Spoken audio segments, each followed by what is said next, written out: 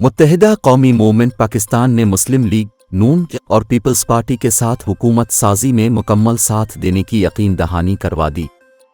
Governor Sindh Kamran टिसौरी ने कहा है कि हम हुकूमत साजी के मुश्किल मरहले में साथ हैं, हमने अपनी हिमायत की यकीन दहानी करा दी है।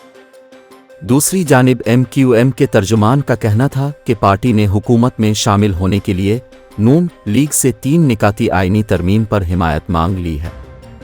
तर्जुमान के मुताबिक दोनों जमातों में हुकूमत साजी से मुताल्लिक बातचीत और मुलाकातों का सिलसिला जारी रखने पर इत्तेफाक किया गया है।